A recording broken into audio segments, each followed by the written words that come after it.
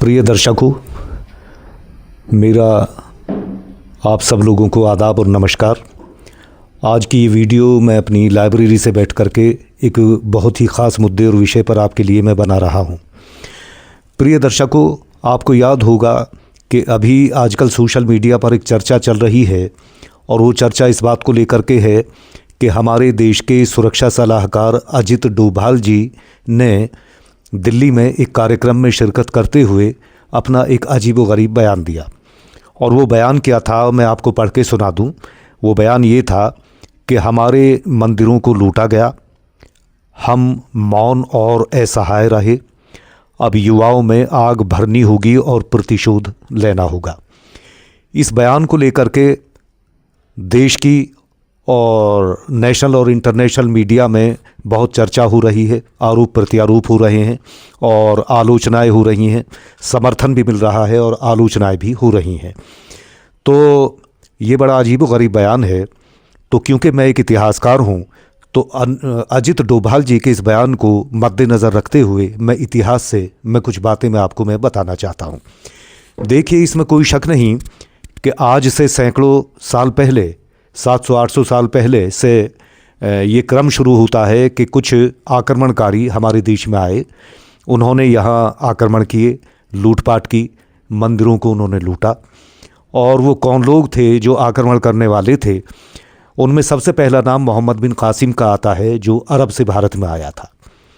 और उसने किसी मंदिर को तो नहीं तोड़ा था, नहीं लूटा था, लेकिन उस समय के राजा दाहर सेन से उसका युद्ध हुआ था, जिसमें राजा दाहर सेन की पराजय हो गई थी और मोहम्मद बिन कासिम की विजय हुई थी। उसके सैकड़ों साल बाद भारत में महमूद गजनवी आया। उसने वास्तव में कुछ मंदिरों को यहाँ ध्वस्त किया, लूटपाट की। और इतिहासकारों ने ये माना है कि उसका ये कोई धार्मिक अभियान नहीं था, बल्कि धन प्राप्त करने का अभियान था। और वो यहाँ से उस ज़माने में हज़ारों लाखों करोड़ों रुपए की दौलत लूट करके वो गजनी अफ़गानिस्तान वापस लौट गया। उसके सैकड़ों साल बाद भारत में एक और आक्रमणकारी आया, मोहम्मद गौरी। उसने यहाँ के कुछ ख़ास किलों पर, जैसे बुलंदशहर, अलीगढ़, दिल्ली, मेरठ, यहाँ के किलों पर उसने हमला किया और हमला करके वो वापस गौर अफ़गानिस्तान लौट गया। उसके बाद मुग़लों के समय में एक और आक्रमणकारी आया, नादिर शाह। तो नादिर शाह का भी कोई धार्मिक अभियान नहीं था, वो ईरान से आया था और वो सिर्फ मुग़लों को लूट करके, लाल किले पे हमला करके, वहाँ से धन दौलत लूट करके और मयूर सिंहासन उखाड़ करके वो ईरान ले गया, वो भी यहाँ से चला गया। बीच में एक और आक्रमणकारी आया था जिसने भारत में बहुत ही विनाश मचाया, वो था तैमूर।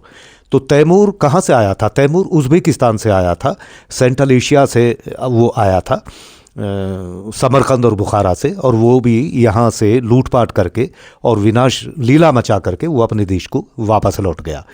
तो मैं आपको ये बताना चाहता हूँ कि जैसे अरब से, अफ़गानिस्तान से, ईरान से और उज़्बेकिस्तान से ये जितने भी आक्रमणकारी आए, तो आज एक सदियाँ बीत चुकी हैं इस बात को। तो मुझे ये बात समझ में नहीं आती कि आज भारत के मुसलमानों का इन आक्रमणकारियों से क्या लेना देना है। मैं बीच में ये भी बताता चलूँ कि आज जो हमारी ये सरकार है, इसका इन सभी देशों के साथ बहुत अच्छा संबंध है। जैसे आपको ध्यान होगा कि अभी पिछले दिनों अफ़गानिस्तान के विदेश मंत्री, जो तालिबान के अफ़गानिस्तान के विदेश मंत्री हैं, वो भारत दौरे पर आए। बहुत बढ़ चढ़ करके उनका सरकारी आतिथ्य और सम्मान किया गया, उनको प्रोटोकॉल दिया गया। तो हमारी सरकार ने या डोभाल जी ने उनसे एक बार भी ये सवाल नहीं किया कि भाई, आपकी धरती से 2 बड़े आक्रमणकारी हमारे देश में आए थे, उन्होंने हमारे मंदिरों को तोड़ा था, हमारे मंदिरों को उन्होंने लूटा था। तो ये सवाल तालिबान के उस अफ़गानिस्तान के विदेश मंत्री से करना चाहिए था, लेकिन नहीं किया। पहली बात। दूसरी बात ये कि आज का जो भारतीय मुसलमान है, वो ना तो मोहम्मद बिन कासिम से उसका कोई रक्त संबंध है, ना मोहम्मद गौरी से उसका कोई खून का रिश्ता है, ना महमूद गजनवी से आज के भारतीय मुसलमानों का कोई रिश्ता है, ना वो नादिर शाह की औलाद हैं, ना उनका तैमूर से कोई रिश्ता है। ये लोग तो अपने स्वार्थ के लिए यहाँ भारत में आए, धन दौलत लूटी और यहाँ से चले गए। और बिल्कुल इसके उलट हम ये देखते हैं कि 1857 में और 1947 में इस देश की आज़ादी के लिए जो भी लड़ाइयाँ लड़ी गईं, उनमें भारतीय मुसलमानों का बहुत बढ़ चढ़ करके योगदान रहा। इस बात को आप सब जानते हैं, इतिहास में वो सारी बातें लिखी हुई हैं। और मैं एक बड़ी अजीबोगरीब बात मैं आपको बताऊं एक किताब के सबूत से।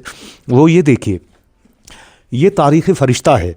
ये जहांगीर के समय में ये किताब लिखी गई थी और मोहम्मद कासिम फ़रिश्ता इसका राइटर है।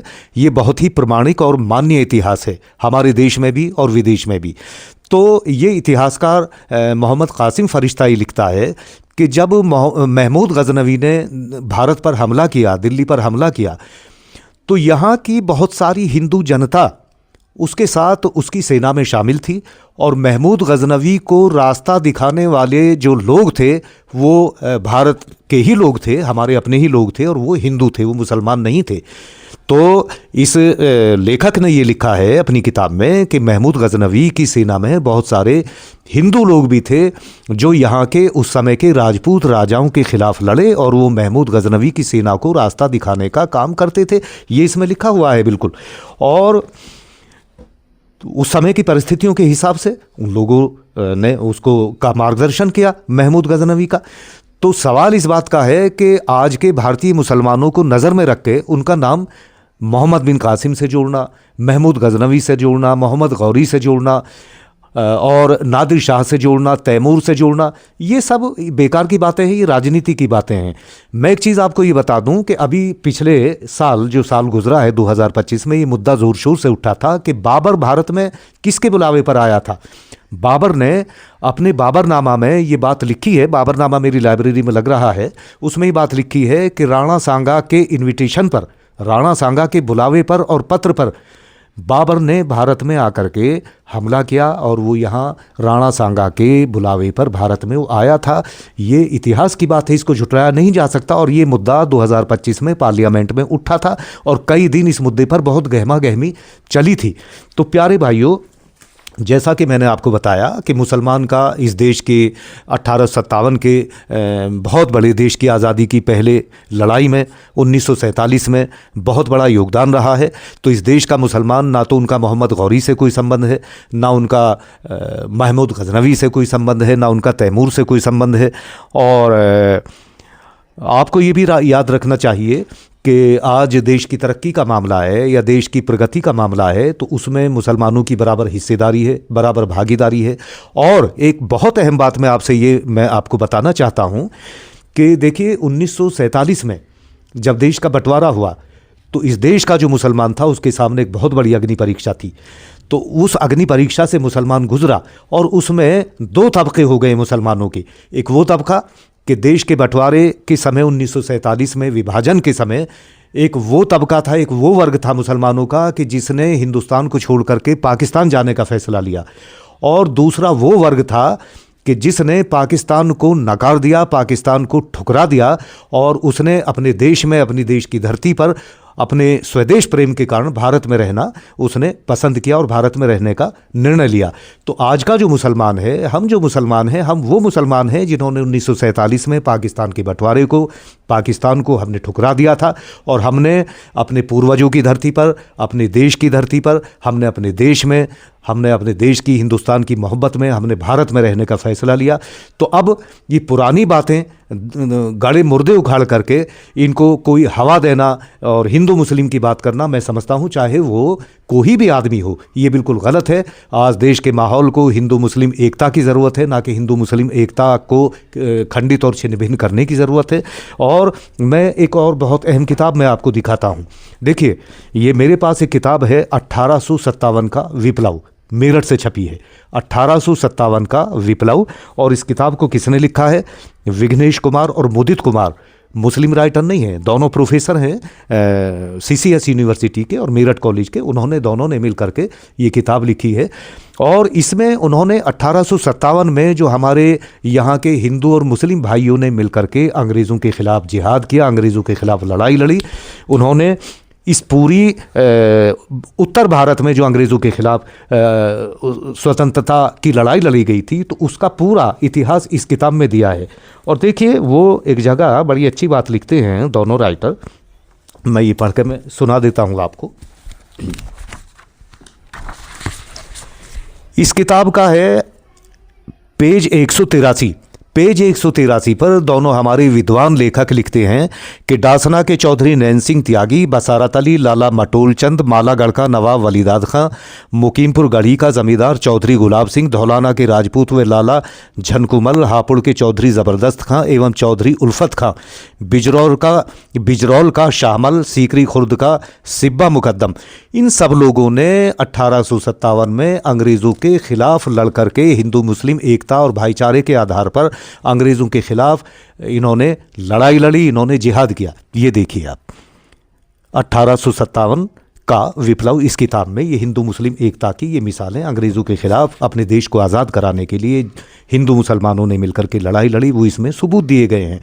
तो भाइयों, अब आखिर में मैं 2-3 शेर में सुना करके हिंदू मुस्लिम और राष्ट्रीय एकता पर मैं 2-3 शेर में सुना करके मैं अपनी इस वीडियो को मैं समाप्त कर दूंगा। और ये देखिए आप कि कौन हिंदू क्या मुसलमान मुझे जीने दो, कौन हिंदू क्या मुसलमान मुझे जीने दो, प्यार करना मेरा ईमान मुझे जीने दो, हमको पैदा किया उस रब ने मोहब्बत के लिए, हम हैं सब एक ही इंसान मुझे जीने दो, और नफ़रतें ख़त्म करो एक रहो साथ चलो, नफ़रतें ख़त्म करो एक रहो साथ चलो, क्यों मचा रखा है तूफ़ान मुझे जीने दो। और दूसरी गज़ल के 2-3 शेर मैं आपको पढ़कर सुना रहा हूँ, जो एक बहुत वर्तमान समय के एक महान कवि गोपाल दास नीरज जी की ये बहुत मशहूर कविता है हिंदू मुस्लिम एकता पर।